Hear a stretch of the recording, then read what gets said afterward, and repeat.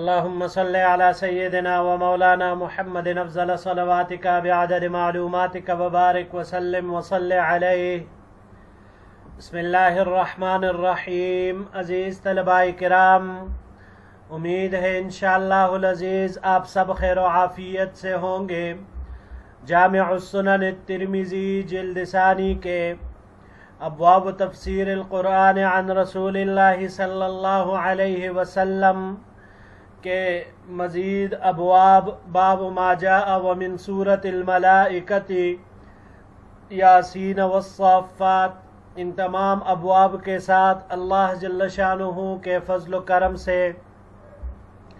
ایک مرتبہ پھر آپ حضرات کے خدمت میں حاضر ہونے کا موقع ملا. بحمد اللہ تعالی. عزیز طلباء کرام، آج ہمارا سبق نمبر 411 ہے، تو بڑھتے ہیں اپنے سبق کی طرف. سورۃ الملائکۃ، یہ باب ہے سورہ ملائکہ یعنی سورہ الفاطر کی تفسیر کے بیان میں. عزیز طلباء کرام، سورہ فاطر کا دوسرا نام سورہ ملائکہ بھی ہے. وبه قال حدثنا ابو موسى محمد بن المثنى ومحمد بن بشار قال حدثنا محمد بن جعفر قال حدثنا شعبة عن الوليد بن عيزار أنه سمع رجلا من ثقيف يحدث عن رجل من كنانة عن أبي سعيد الخدري رضي الله تعالى عنه عن النبي صلى الله عليه وسلم. ہمیں روایت کی ابو موسیٰ محمد بن المثنى اور محمد بن بشار رحمہم اللہ نے. یہ دونوں حضرات فرماتے ہیں ہمیں روایت کی محمد بن جعفر نے، انہوں نے روایت کی شعبہ سے، انہوں نے ولید بن عیزار سے، انہوں نے بنو ثقیف کے ایک شخص کو سنا کہ وہ حدیث بیان کر رہا تھا کنانہ کے ایک شخص سے، اور وہ ابو سعید خدری رضی اللہ تعالیٰ عنہ سے. انہوں نے نبی کریم صلی اللہ علیہ وسلم سے انہو قال فی هذه الآیہ ثم اورثنا الكتاب الذین اصطفینا من عبادنا فمنہم ظالم لنفسه ومنہم مقتصد ومنہم سابق بالخیرات بإذن اللہ. قال آپ علیہ السلام نے اس آیت کی تفسیر میں ارشاد فرمایا هؤلاء كلهم بمنزلة واحدة وكلهم في الجنہ، کہ آیت کریمہ میں جو یہ تین طبقے امت محمدی کے صلی اللہ علیہ وسلم کے ذکر ہوئے، تو یہ سب کے سب ایک ہی درجے میں ہے اور وہ سب جنت میں داخل ہوں گے. ھذا حدیث غریب حسن، یہ حدیث غریب حسن ہے. جی عزیز طلباء کرام، سورہ فاطر یا سورہ ملائکہ، اس کی آیت نمبر 32، ثم اورثنا الکتاب الذین اصطفینا من عبادنا، پھر ہم نے قرآن کریم کا وارث بنایا ان لوگوں کو جن کو ہم نے اپنے بندوں میں سے چن لیا. فمنہم ظالم لنفسہ، پس ان میں سے کچھ اپنی حق تلفی کرنے والے ہیں. ومنہم مقتصد، اور ان میں کچھ میانہ روی اختیار کرنے والے ہیں. ومنہم سابق بالخیرات بإذن اللہ، اور ان میں سے کچھ بتوفیق خداوندی نیکیوں میں ترقی کرنے والے ہیں. ذالک هو الفضل الکبیر، یہی وہ بڑی فضیلت ہے. تو اس آیت کریمہ میں عزیز طلباء کرام، امت محمدیہ علی صاحبها الف الف تحیہ کے تین طبقات، تین درجات بیان ہوئے. پہلے نمبر پر ظالم لنفسہ، اپنی حق تلفی کرنے والے، یعنی فرائض واجبات کو ترک کرنے والے، مظالم کا ارتکاب کرنے والے، محرمات کا ارتکاب کرنے والے، نواہی کا ارتکاب کرنے والے. دوسرے نمبر پر ومنہم مقتصد، میانہ رو، یعنی فرائض اور واجبات کو ادا کرنے والے اور محرمات سے بچنے والے، بس درمیان میں چل رہے ہیں. اور تیسرے نمبر پر سابق بالخیرات، نیکیوں میں آگے بڑھنے والے، سبق رفتار، یعنی واجبات کے ساتھ ساتھ فرائض واجبات ان چیزوں کی ادائیگی تو بہرحال اپنی وقت پر اپنی جگہ پر، مگر اس کے ساتھ ساتھ مستحبات تک کو بھی ادا کرنے والے. اور اسی طرح محرمات سے تو اجتناب کرنے والے تھے ہی، لیکن ساتھ ساتھ مکروہات سے بھی بچنے والے، یہ وہ سابقون بالخیرات ہیں۔ تو یہ تینوں قسموں کے بارے میں آپ علیہ الصلوۃ والسلام نے فرمایا کہ سب کے سب جنت میں جائیں گے، لیکن یاد رکھیے گا عزیز طلباء کرام، کیفیت دخول، زمانہ دخول اور جنت کے درجات، ان کے اعتبار سے ان میں تفاوت ہوگا۔ جیسے کہ اس کی تفسیر ایک دوسری روایت بھی ابو درداء رضی اللہ تعالی عنہ کی ہے کہ وہ فرماتے ہیں کہ جو سابق بالخیرات ہے تو وہ بے حساب کتاب جنت میں جائیں گے۔ پھر دوسرے نمبر پر منہم مقتصد، جو میانہ رو ہے تو ان سے ہلکا سا حساب لیا جائے گا، اور جو حق تلفی کرنے والے ہیں ظالم لنفسہ، تو ان کے اعمال میں کوتاہی کرنے کی وجہ سے، گناہوں میں مبتلا ہونے کی وجہ سے آخرت میں ان پر سخت رنج و غم طاری ہوگا، ان کو سزا ملے گی، اس سے پھر ان کو بھی نجات دے کر جنت میں بالآخر داخل کر دیا جائے گا۔ بڑھتے ہیں جی اگلے باب کی طرف۔ سورۃ یاسین، یہ باب ہے سورہ یاسین کی تفسیر کے بیان میں۔ وبہ قال حدثنا محمد بن وزیر الواسطی قال حدثنا اسحاق بن یوسف الازرق عن سفیان الثوری عن ابی سفیان عن ابی نضرۃ عن ابی سعید الخدری رضی اللہ تعالی عنہ قال، ہمیں روایت کی محمد بن وزیر الواسطی نے، انہوں نے روایت کی اسحاق بن یوسف الازرق سے، انہوں نے سفیان الثوری سے، انہوں نے ابو سفیان سے، انہوں نے ابو نضرہ سے، انہوں نے ابو سعید خدری رضی اللہ تعالی عنہ سے، انہوں نے فرمایا كانت بنو سلم فی ناحیۃ المدینۃ فارادوا النقلۃ الی قرب المسجد، کہ بنو سلمہ مدینہ کے کنارے میں بسا ہوا تھا، ان کا یہ قبیلہ، یہ انصار میں سے تھے، تو انہوں نے ارادہ کیا کہ وہاں سے مسجد نبوی کے قریب منتقل ہو جائے۔ فنزلت هذه الآية انا نحن نحيي الموتى ونكتب ما قدموا وآثارهم، فقال رسول الله صلى الله عليه وسلم ان آثاركم تكتب فلا تنتقلوا، انا نحن نحيي الموتى ونكتب، اور لکھتے ہیں ہم ان کاموں کو جو انہوں نے آگے بھیجے ہیں، وآثارہم، اور وہ آثار جو انہوں نے پیچھے چھوڑے ہیں۔ تو حضور نبی کریم صلی اللہ علیہ وسلم نے ارشاد فرمایا، تمہارے پیروں کے آثار یقیناً لکھے جاتے ہیں، لہذا تم لوگ منتقل نہ ہو۔ ھذا حدیث حسن غریب من حدیث الثوری وابو سفیان هو طریف السعدی، یہ حدیث حسن ہے غریب ہے سفیان ثوری کی روایت سے، اور ابو سفیان اس کا نام طریف السعدی ہے۔ وبه قال حدثنا حناد قال حدثنا ابو معاویہ عن الاعمش عن ابراہیم عن ابیہ عن ابی ذر رضی اللہ تعالی عنہ قال، ہمیں روایت کی حناد نے، انہوں نے روایت کی ابو معاویہ سے، انہوں نے اعمش سے، انہوں نے ابراہیم سے، انہوں نے اپنے والد سے، اور انہوں نے ابو ذر رضی اللہ تعالی عنہ سے، انہوں نے فرمایا دخلت المسجد حين غابت الشمس والنبي صلی اللہ علیہ وسلم جالس، فقال النبي صلی اللہ علیہ وسلم یا ابا ذر اتدری این تذهب هذه، میں مسجد میں داخل ہوا جس وقت سورج غروب ہو رہا تھا، اور نبی کریم صلی اللہ علیہ وسلم تشریف فرماتے، تو آپ علیہ السلام نے ارشاد فرمایا، اے ابو ذر تم جانتے ہو کہ یہ سورج کہاں جاتا ہے؟ قال قلت اللہ ورسولہ اعلم، میں نے کہا اللہ اور اس کا رسول ہی بے خوب جانتے ہیں۔ قال فإنها تذهب فتستأذن في السجود فيؤذن لها، حضور نبی کریم صلی اللہ علیہ وسلم نے ارشاد فرمایا یہ جاتا ہے پس وہ سجدہ کرنے کی اجازت طلب کرتا ہے، پس اس کو اجازت دے دی جاتی ہے۔ وَكَأَنَّهَا قَدْ قِيلَ لَهَا اطْلُعِي مِنْ حَيْثُ جِئْتِ فَتَطْلُعُ مِنْ مَغْرِبِهَا، اور گویا اس سے کہا گیا جہاں سے آیا ہے وہیں سے طلوع ہو، پس وہ اپنے ڈوبنے کی جگہ سے طلوع کرے گا۔ قال ثم قرأ، ابو ذر رضی اللہ عنہ فرماتے ہیں پھر حضور نبی کریم صلی اللہ علیہ وسلم نے یہ آیت کریمہ تلاوت فرمائی، وَذَلِكَ مُسْتَقَرٌّ لَهَا، قال وذلك فی قراءت عبداللہ، ابو ذر رضی اللہ تعالیٰ عنہ فرماتے ہیں کہ یہ قراءت حضرت عبداللہ ابن مسعود رضی اللہ تعالیٰ عنہ کی ہے، جبکہ سورہ یاسین کی جو قراءت ہم تلاوت کرتے ہیں والشمس تجری لمستقر لہا ہے۔ ھذا حدیث حسن صحیح، یہ حدیث حسن صحیح ہے۔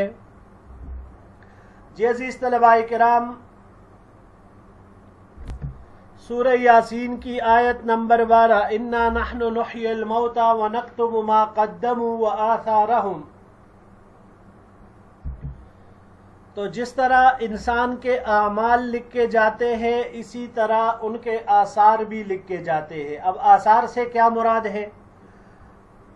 تو آثار سے مراد یہ ہے کہ اعمال کے ثمرات اور نتائج، وہ ثمرات و نتائج جو بعد میں ظاہر ہوتے ہیں یا باقی رہتے ہیں۔ مثال اس کی آپ یوں لے لیجئے، کسی عالم نے اپنے شاگردوں کو دین کی تعلیم دی، اب شاگردوں پر انہوں نے محنت کی،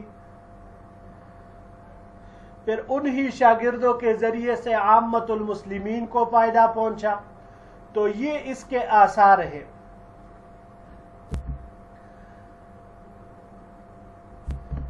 یہاں پر یہ بھی یاد رکھیے گا عزیز طلباء کرام کہ جس طرح اچھے اعمال یعنی نیک اعمال، اعمال صالحہ اور نیک آثار لکھے جاتے ہیں، اسی طرح برے اعمال اور ان کے برے آثار و ثمرات بھی لکھے جاتے ہیں۔ من سن سنتا حسنتا فلہ اجرہا واجر من عمل بہا، یہ حدیث مبارک اسی کی نشاندہی کر رہی ہے۔ آثار میں اب یہ بات بھی عزیز طلباء کرام اس حدیث سے ہمیں معلوم ہوئی کہ آپ علیہ الصلوۃ والسلام نے بنو سلمہ کو جو منع فرمایا تو وہ اسی لیے کہ دور سے آنے کی وجہ سے ان کے قدم وہ زیادہ آتے تھے تو ان کی نیکیاں زیادہ ہوتی تھی۔ تو آدمی نماز کے لیے جو مسجد کی طرف چلتا ہے تو اس کے ہر قدم پر نیکی لکھی جاتی ہے، اور یہی وجہ ہے کہ آپ علیہ الصلوۃ والسلام نے ان کو منع فرمایا۔ باقی دوسری روایت وہ واضح ہے۔ بڑھتے ہیں جی اگلے باب کی طرف۔ سورۃ والصافات، یہ باب ہے سورۃ صافات کی تفسیر کے بیان میں۔ وبه قال حدثنا احمد بن عبدة الضبي قال حدثنا المعتمر بن سليمان قال حدثنا ليث بن ابي سليم عن بشر عن انس بن مالك رضي الله تعالى عنه قال قال رسول الله صلى الله عليه وسلم، ہمیں روایت کی احمد بن عبدة الضبي نے، انہوں نے روایت کی معتمر بن سلیمان سے، انہوں نے لیث بن ابو سلیم سے، انہوں نے بشر سے، انہوں نے انس بن مالک رضی اللہ تعالی عنہ سے کہ حضور نبی کریم صلی اللہ علیہ وسلم نے ارشاد فرمایا، ما من داع دعا الى شیء الا کان موقوفا یوم القیامت لازما له لا یفارقه، نہیں ہے کوئی بھی گناہ کی دعوت دینے والا یا کفر اور شرک کی دعوت دینے والا کہ جس نے کسی گمراہی کی چیز کی طرف بلایا ہے مگر وہ داعی ٹہرایا ہوا ہوگا، قیامت کے دن چپکا ہوا ہوگا اس مدعو سے اور وہ اس سے پیچھا نہیں چھڑا سکے گا۔ وَإِن دَعَا رَجُلٌ رَجُلًا، اگرچہ بلایا ہو اس نے صرف ایک ہی آدمی کو، یعنی اگرچہ صرف ایک ہی آدمی کو اس نے اس کفر اور شرک کی، اس گمراہی کی دعوت دی ہو، مگر پھر بھی وہ اس کے ساتھ چپکا رہے گا، وہ ایک ہی شخص اس کو نہیں چھوڑے گا۔ ثم قرأ قول اللہ عز وجل وقفوہم انہم مسئولون ما لکم لا تناصرون، پھر حضور نبی کریم صلی اللہ علیہ وسلم نے یہ آیتیں پڑھی اور ٹھہراؤ ان کو، ان سے ایک بات پوچھنی ہے، تمہیں کیا ہو گیا ہے کہ جو ایک دوسرے کی مدد نہیں کرتے؟ ھذا حدیث غریب، یہ حدیث ضعیف ہے، غریب ہے۔ وبه قال حدثنا علي بن حجر قال حدثنا الوليد بن مسلم عن زهير بن محمد عن رجل عن ابي العالية عن ابي بن كعب رضي الله عنه قال ہمیں روایت کی علی ابن حجر نے، انہوں نے ولید ابن مسلم سے، انہوں نے زہیر ابن محمد سے، انہوں نے ایک شخص سے، انہوں نے ابو العالیہ سے، اور انہوں نے ابی ابن کعب رضی اللہ تعالیٰ عنہ سے، انہوں نے فرمایا سألت رسول اللہ صلی اللہ علیہ وسلم عن قول اللہ تعالی وَأَرْسَلْنَاهُ إِلَى 100,000 أَوْ يَزِيدُونَ، کہ میں نے حضور نبی کریم صلی اللہ علیہ وسلم سے اس آیت کریمہ وَأَرْسَلْنَاهُ إِلَى 100,000 أَوْ يَزِيدُونَ، اور ہم نے ان کو 1,00,000 یا اس سے بھی زیادہ آدمیوں کی طرف بھیجا۔ تو اس نے ابو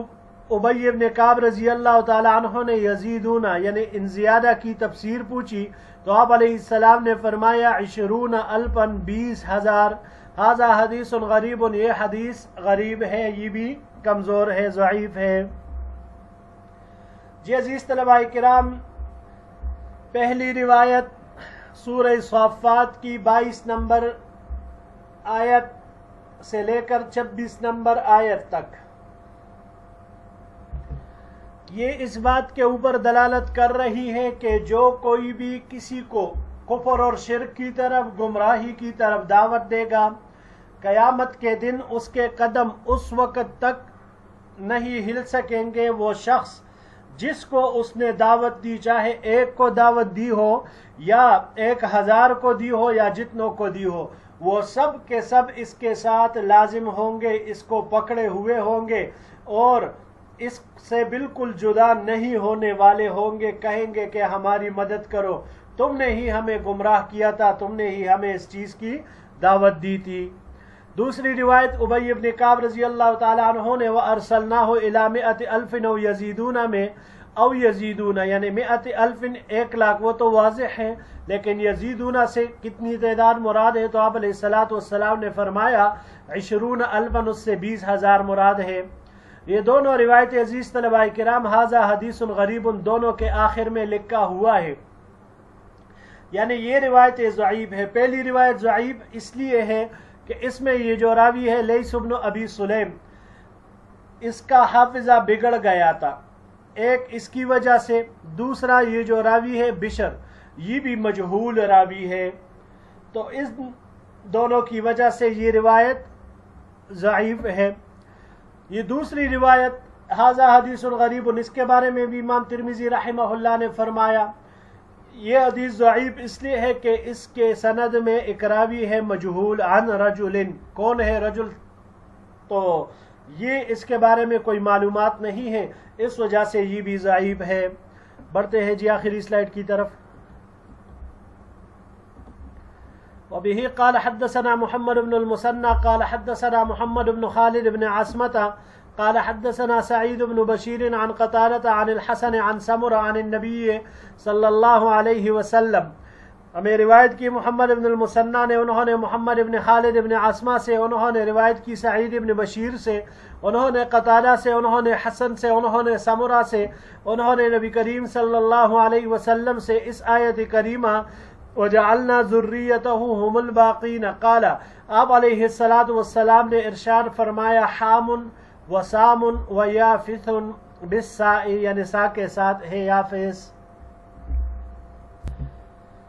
وَجَعَلْنَا ذُرِّيَّتَهُ هُمُ الْبَاقِينَ، اور ہم نے انہی کی اولاد کو باقی رہنے والا بنایا، تو ان کے نام آپ علیہ السلام نے فرمایا حام، سام اور یافث۔ قال ابو عیسیٰ وَيُقَالُ یافث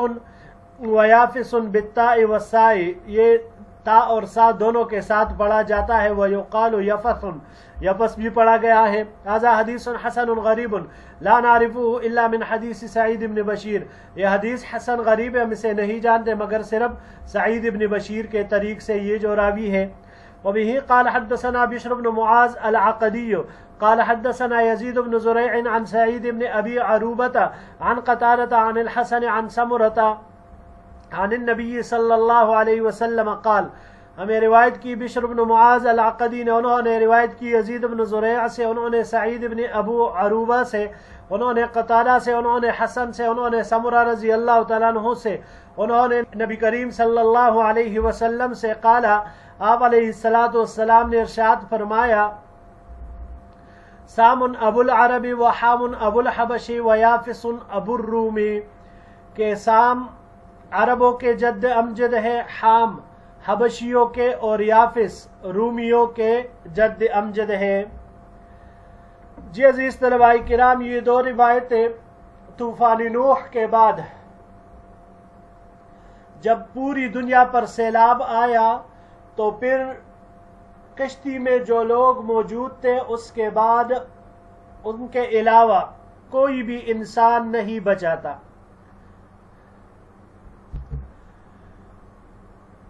اور اس کے بعد پوری نسل انسانی نوح علیہ السلام کی 3 بیٹوں سے چلی ہے۔ سورہ صافات کی آیت نمبر 77، وَجَعَلْنَا ذُرِّيَّتَهُ هُمُ الْبَاقِينَ، اور ہم نے انہی کی اولاد کو باقی رہنے والا بنایا۔ تو آپ علیہ السلام نے ان کے نام بتائے، حام، سام، یافس، یہ 3 ہیں۔ پھر آپ علیہ السلام نے اگلی روایت میں یہ بھی بتایا کہ کون کس کی اولاد ہے۔ لہٰذا